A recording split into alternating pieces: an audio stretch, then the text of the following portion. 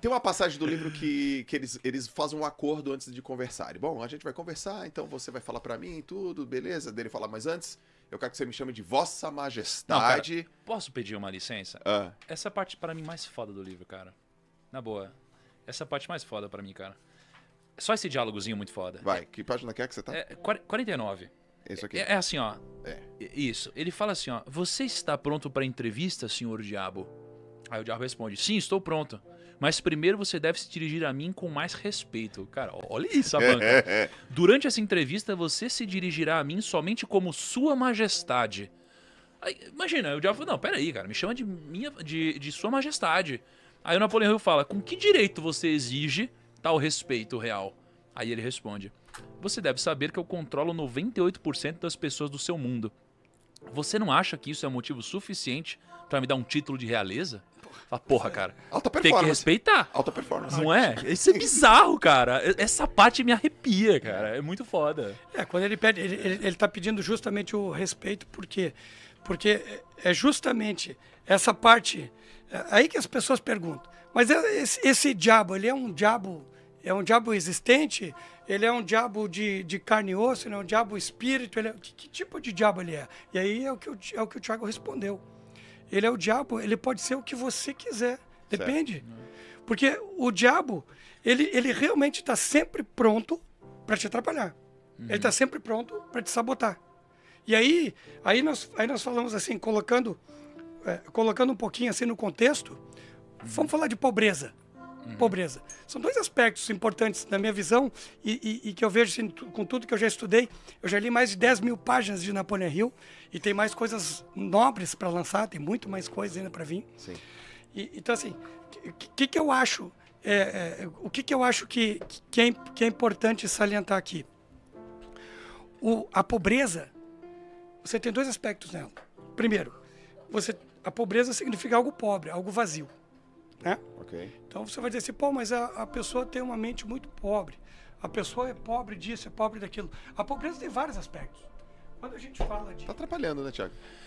Você viu? Acho que o diabo novo entrou no local. Entrou, cara, saiu. Tá foda, né? Cara, tá tirando meu microfone. Não, e agora já adicionei mais... Ele não quer... Tira meu microfone, cara. Você viu que o Thiago tá aqui? A pobreza já tira, assim, tira. não vai falar. Não fala, não fala. Não fala! Só botou no mudo.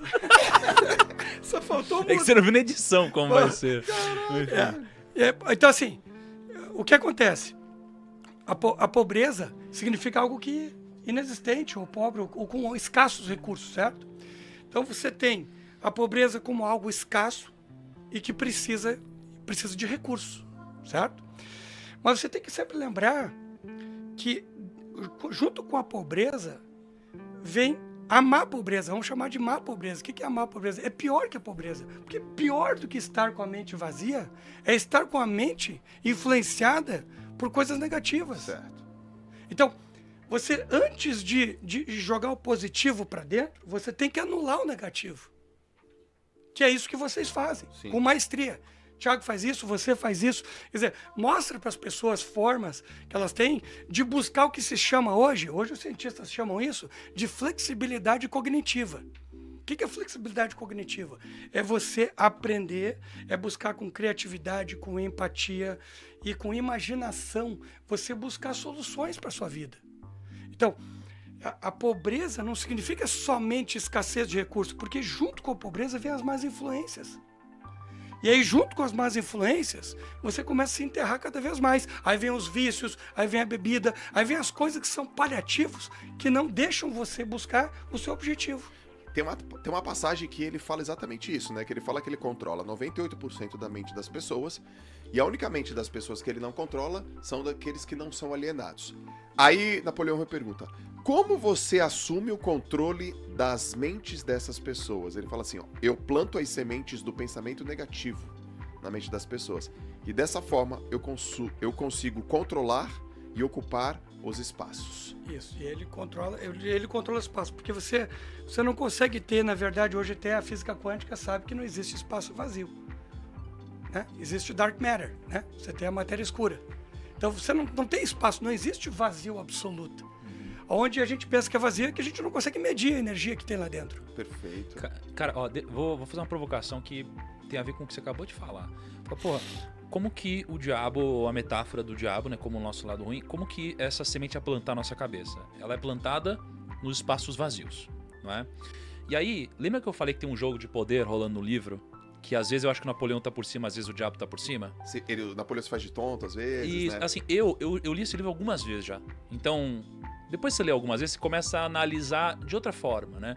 Então tem um ponto que é um complemento ao que você falou, e eu acho que quem lê o livro pela primeira vez, na página 52, quem lê pela primeira vez tá desavisado e cai na do diabo junto com o Napoleão Hill. Na minha opinião. Olha só. Opa. Olha só, vê o que você acha disso. Foi isso que o Kaique não... né? Kaique não sacou, olha só. Kaique não sacou. O Napoleão Hill pergunta assim, ó. Sua Majestade, você explicará como ganhou esse controle sobre os seres humanos? Que é um pouco do que você tá falando, né? Certo. Aí olha o que ele fala. Tudo começou há mais de 1 milhão de anos, quando o primeiro homem começou a pensar. Até aquele momento, eu tinha o controle sobre todos os homens. Mas inimigos meus descobriram o poder do pensamento positivo e o colocaram nas mentes dos homens. O que eu interpreto disso? O diabo tá enganando Napoleão Hill aqui. Por quê? Porque olha o que ele disse. Mas os meus inimigos, caramba, eles descobriram o poder do pensamento positivo e colocaram isso na mente dos homens. Como se isso fosse o que protegesse os homens do diabo. Certo. E o pensamento positivo, pra mim, não protege. Ele deixa você vulnerável. Por quê? Porque o pensamento positivo, pra mim, e veja que você pode reparar em quase todos os perfis do Instagram hoje, ou coaches, ou pessoas que ensinam sobre prosperidade, qualquer coisa. As pessoas só falam, pensa positivo, pensa positivo, pensa positivo. E o pensar positivo pode ser algo muito torturante. Porque o pensar positivo tem a ver com você ter esperança. Mas ter esperança nem sempre é algo bom. Ter esperança muitas vezes significa fazer você sofrer por muito tempo. Alienação. Porque quando você pensa positivo, você está se alienando. Porque não é o pensamento positivo que protege os homens. É o pensamento positivo junto de uma série de outras coisas. Isso, exatamente. Só que ele diz que o pensamento positivo é o que você precisa para se proteger. E aí se a pessoa lê isso e fala, então é só pensar positivo, ela está sendo dominada pelo diabo. Ou pelo lado negativo da sua mente.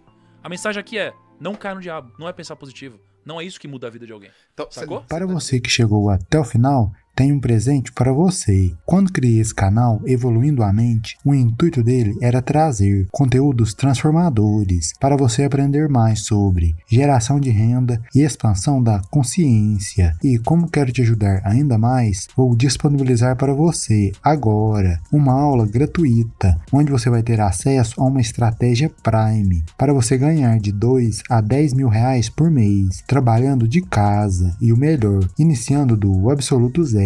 Então, acesse o primeiro link na descrição e veja a aula gratuitamente. Obrigado por assistir e um forte abraço.